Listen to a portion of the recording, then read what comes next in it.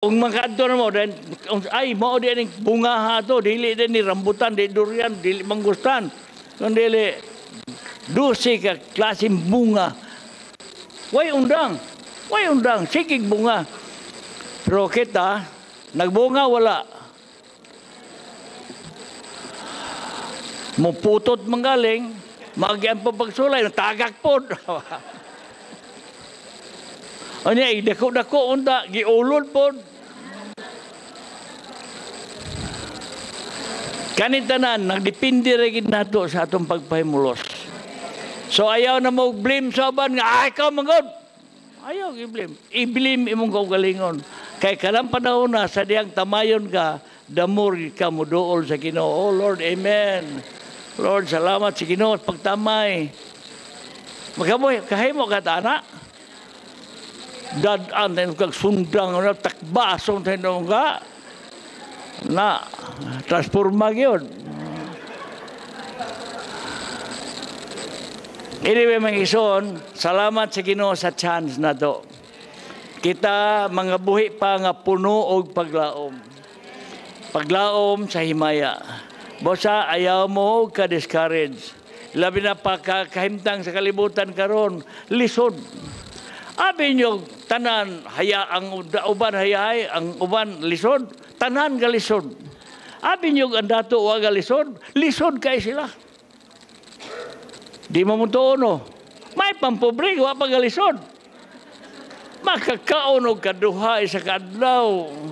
Makanuno og una sa ginamos, makakaon parte musuga. Anda to.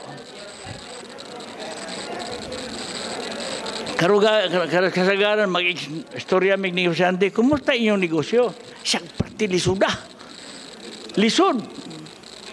Akong giadto tong nang nailamber na teres. Kumusta inyong negosyo? Perting lisuda, nihit. Dato, ginihitan. Samot pang pobre. Pero pobre bisag nihit, malipayon. Malipayon ba mo? Ada istorya na sunugan siya, wa pa na sunugi siya kanta, pagkasunugan niya dito sa plaza, wa siya undak kanta, bisag nasunog na yung dato. Laya ng kinabuhi niya. Nang wa pa yung balay, nasunog pa, malipayon man. Kita nga na ibalay, guwapo kigdaanan, aircon, apay gwardiya, apay sakinan, guwapo kipamparking. Sige, tag-away yan eh.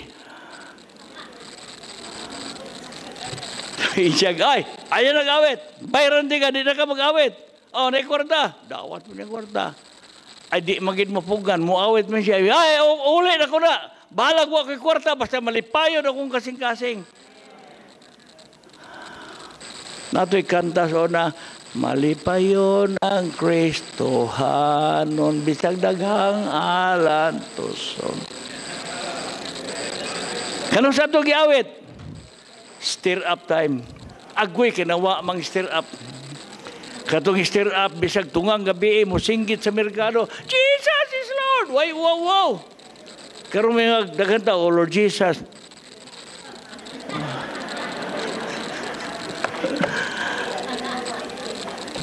Kinanglan ta madasig karon ay. May stir up atong espiritu para di ta kay bang mauwaw. Bisag unsa ba kumpos. Allah, sige kumpos og ganda.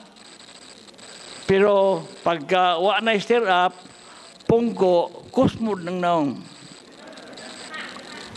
Pero at least, nakasinati sa espiritu nga nag-stir up. Nili kay kalibutan, may stir up ng espiritu, mahubog, makana espiritu sa bino, parting lipaya na. Raya kontrabante, duha palahubog. Kada mahubog yun. Hapit ka na gabi eh. Nag-usap mo. Lamig kinantandoy. Di mo tingog. Isa galas 8 ra, sirado. Di na mo kasod sa balay. At mo gawas, pangatog. Bahala na, basta makainom. Ang samde ng espiritu ha. Ngayon na ikaw, dahil ka sa palitan, binarwag tandoy, inom. Adi pa po inom. Ipasang tandugan, tandoy, duwa man imna. May ni palitan niya le karon dili mo inom. Kay mangutang man. Gikan karon magbilin kasi mo sweldo. para sa doktor o para minteryo. Wa man kay usaha mo na magdaot ka. Kisa may patambali mo kami. Kami pa inyong gidaw-daw ganunay gasweldo mistakto gapakaon hubog-hubogan lami. Adi gid maminaw. Pasagda lang bahala na kaya. Di bitaw ka akong anak. Pero maproblema bila asa na paingon. Tawa gali kung gainom ka mo plahubog ginoon. Pero maro po yung kalipay ng plahubog. Inom. Pero mga igsoon, atong kalipay, mahubog sa Espiritu. Kano sa aman ta mahubog, ug di po mainom. Karon gatanyag ng Ginoo, ako may fountain of life. Ay dili. Imbes gaapiki ang panahon. Pero salamat sa Ginoo, meeting after meeting. Karon makakuha ta gamay, at least na gamay. Ay walaan nyo ng gamay. Gamay pa, wala pa. Pag uli, unsay nakuha nimo to? Ambot unsa to nakuha na ko dito.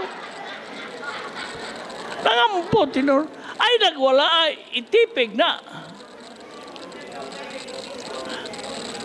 Kanang mo sakay kong tricycle aside sa amin sa una, ang driver lugos na tiguang na kay lugos ka tadyak kinang di po gumsakay no. Kaulaw sa kyan ang batanon gagapong ko tiguang ka tadyak. May pag ako'y mupuli ikaw zero ako chikan be. Nga naman walay pag-amping sa kinabuhi. Niya wala po'y pag-amping sa kwarta. Taka lang gasto. Asay maingon tag Amerikano daghang kwarta pero makadto mo Amerika. Kanang Amerikano, sige lang padagan mga Badong Domingo. Credit card kanunay gamit. Pagkalunis, trabaho na po, di bayad itong ipangutang. Insik makapabor, kay insik kay bawo mo tipig og kwarta. May pagda-insik unta ko, kay mo gasto. Di man gastoon ta ng kita, pero magtuon ta. Magtuon ta, dili gastoon na to at tanang kita. Magpahimulos ta. Ay po hut na gasto. Kaya pagka Domingo na, pag makuot. Ay sus, gastoon po ito mas ginawa. Nga sigig sapo, sig kasuko. Pagka Domingo, hurot na nagsakop. Gakus mo ng naong. Bisag ma-Domingo, Lord's Day ang dawa. Yapon. Mga igsoon, hinumdumin na to ang atong resurrection life. The principle to every service lies on the budding rod. God returned all the 11 rods to the leaders, but keep Aaron's rod inside the ark as an eternal memorial. So naay nabilin to kang Aaron. Kay siya ray yang rod ng lingsing. Nga naman, that is the sign of resurrection. Salamat sa Ginoo sa pagkabanaw. Ang Ginoo nabanaw na. Nabanaw na siya sa lubong. Pero sa atong kinabuhi, matag adlaw, gabansay pata sa binanhaw nga kinabuhi. Asay, problema lagi. Kaya dito budiga, gibutang nga 8 ka CCTV kamera, makita itong balay. Dito makita man ako ni itong balay o sa budiga. Tanaw lang ko, nahubog ba itong mga tao. May kamera, no, may CCTV. O giunsa pag kinabuhi nila. Pero way klaro gyapon. Pero wa ra bagita kakita o kinsay klaro nga trabante. Wa pod. Asay pod magtan-aw po nato nga ngita kag klaro nga trabante ang amo wa po'y klaro. Pero kung maminatud-on na tas Ginoo, wow, wala trabante maminutud-an nila. Pero yabagon kay ka, tanan yabag. Kay mo na imong ipakita nga yabag nila, ikaw yabog yun.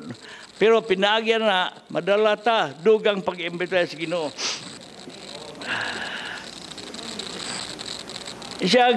The budding of the rod is humbling experience. A rod signifies human position. Human position. Kitantanan, dunay atong posisyon. Naiuban daghan, naiuban gamay, pero at least naatay posisyon.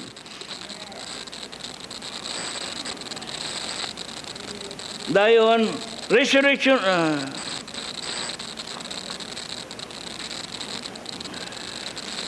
Whereas budding rod signifies the resurrection life.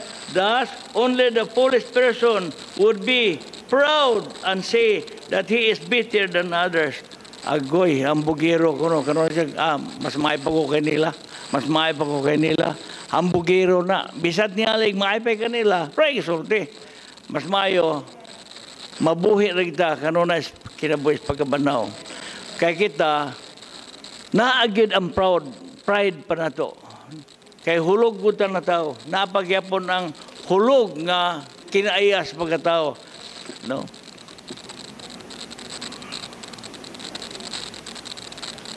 Resurrection means that everything is God and not of us. It means that God alone is able and what we are is not able. And Diyos rin makahimo o kita di gid makahimo. All of those who know resurrection have given up hope in themselves. They know that they cannot make it. My son, although we can make it, but sarap itong mahimo.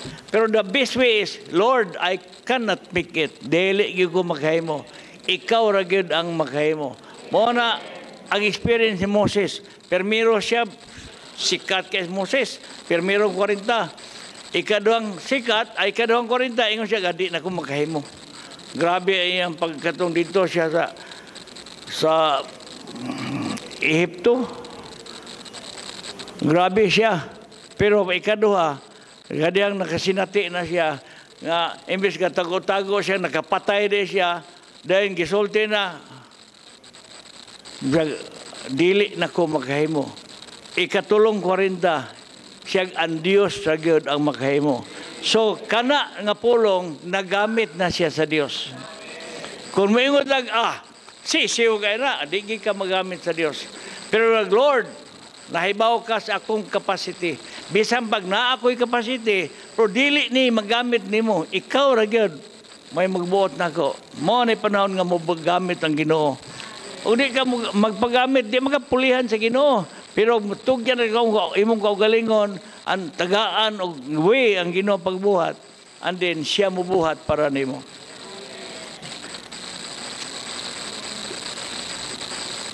Dini, as long as the natural strength remain, the power of resurrection has no ground for the manifestation. As long as Sarah could conceive child, Isaac could not come. Kung si Sarah makahimo pa, si Isaac di gid mo tungha. Pero wala manggi mahimo si Sarah. Dinhi migawas ang first love ug second love. Giingnan manulunda si Abraham nga imong anak, ay mong asawa, mga anak. Dito luyos pultahan Sarah, katawa siya ng anak, 90 ng edad, hapit na gatos, mga anak pa ko, katawa siya. Pero wa siya kay bo, 15 kasulti. Makahimo siya, able siya nga bubuhat kung unsa yang gisulti. Hingkatawa siya nga biyay-biyay. Pero ikaduha diya nga baburos na siya, hingkatawa na po siya. Hingan siya, Diyos, Ginoo, ikaw ra gid ang makahimo. Sa iyang natural nga ability, di siya makahimo. Magkatawan pa iyang Ginoo, nga Ginoo na gisulti. Pero katapusan, naa naman ang bata. Pero siya, wala tayo si Isaac magawas. Pero ngano ang gawas sa Isaac, plano to sa Ginoo, nga ang Dios di ay makahimo. So, sa atong pangidaron karon kanang 90 di na po niya na mga anak oy. Naay nang anak ng 90 sa gatos. Wala na. Inig panganak ang 90 mo edad sa naman na. Pero atong panahon na, that means ang Ginoo mo'y makahimo. Gikan sa imposible padong posible. Bosa ang kinahanglan do kay ikaduhang katawa. Unsa ikaduhang katawa, ang Dios di ay makahimo. Kami wa mo may anak, di pa hinunggo sa gatos. 70 kapin, 73 ko. Akong asawa sa 62. Amon lang ka, yung ginugugma, mupuro si mga asawa. Bihaya ka, no? Pero wa man po insulting ang Ginoo. Kato insulti man ang Ginoo nga imong asawa mo buros na. Nakakatawa in taon tong tiguang. Si kuan ang speaker ni may katawa siya dakoy. Kay mo buros ang asawa, katawa siya. Pero pag abot na, naamaday bata yun. Basta ang Ginoo mo sulti, huwag ibutang imposible.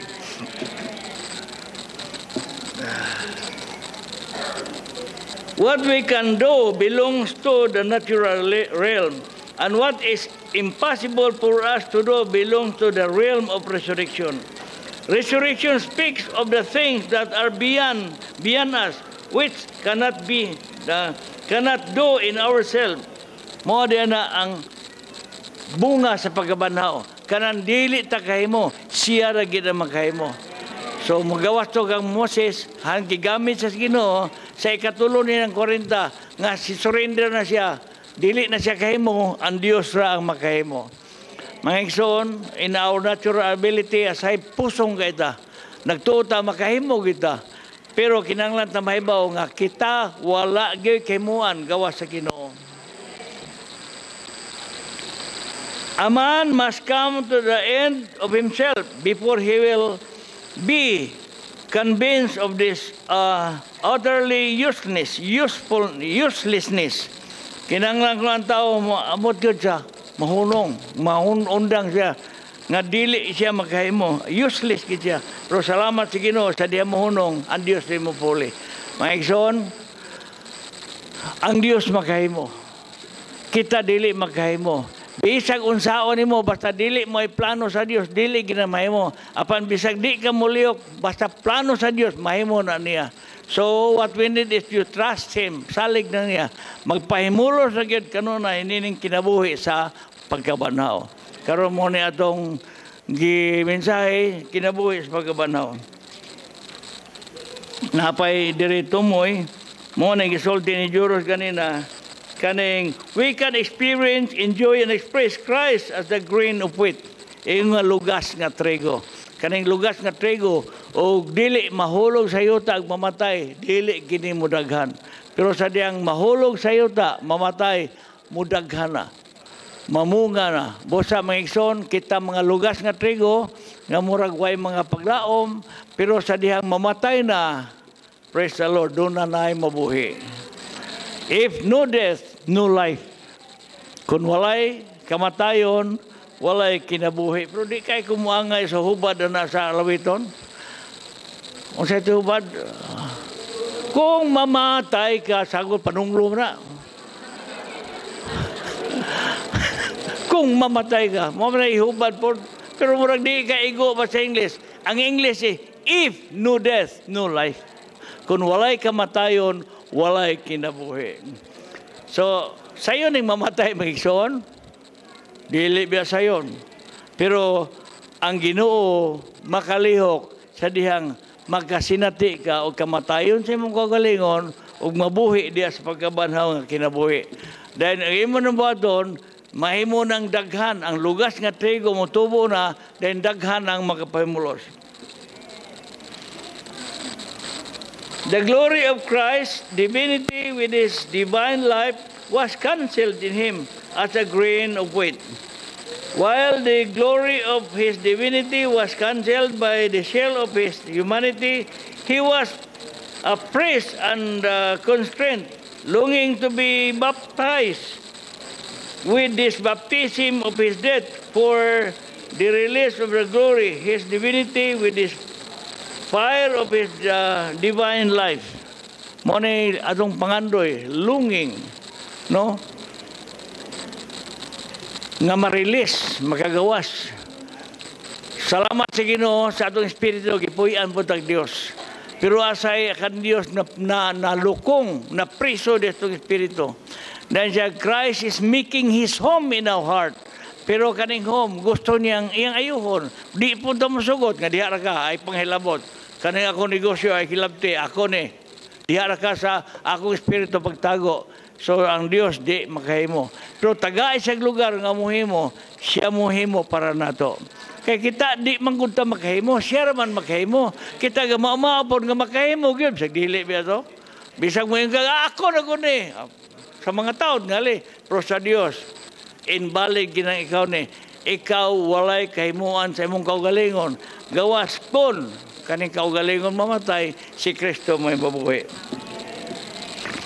The real Christian life is to have God resurrection added into us morning and evening, day by day. So dunay evening, dunay morning, dunay evening, matagad daw nga ang Dios idugang gid ni kanato. So nganong gidalatan nini aron madugangan ta sa Dios. Salamat sa Ginoo sa atong pagpahimulos. Morning, evening, night, day by day. So unending, walay katapusan na ang atong pagpahimulos. So we need to enjoy. Listen pag-enjoy. Sayon. Listen pagtawag sa ngalan sa Ginoo, sayon. Listen pag-ablis mo ng revival, pagkabuntag, sayon man tiyali. Pero una maabling cellphone Pero karon, salamat sa Ginoo, iyang ipakita og dugang nga nato. Nga kinahanglan kita magpahimulos morning, evening, day by day. So naawiton, morning by morning, your mercies I say, all that I needed thy hand hath provided. Great is thy faithfulness, Lord, unto me. Wow, great ang iyang pagka-faithfulness din ka na ito.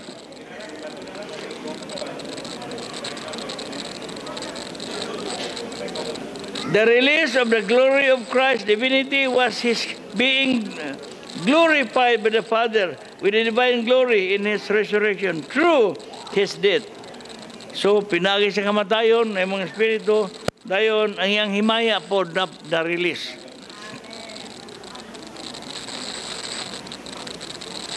Ato lang lagtaw-lagtawon. Then there is 8, then 1. The first aspect of the Father's house for his race, satisfaction, and manifestation. Kanya resurrection of Christ, enlarged, divine, human, universal incorporation. The process to God with the regenerated believers come forth from Christ as the transfigured grain of wheat. And the three, in the three aspects. First aspect, the Father's house for his race. Dayon, second aspect, the true vine for God's enlargement and spreading and glorification. The third aspect of the child of the Spirit, the new man to carry out God's eternal economy. Muna to Lucas 7 sa iyang pagkabanhaw, mga pagpadako. Salamat sa Ginoo nga ang Ginoo na to nabanhaw gyud.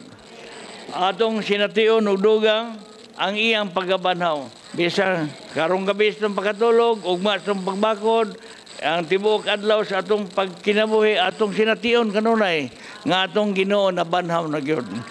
Og dili ra siyang nabanhaw, kundi nabanhaw pud kita uban niya. Hallelujah.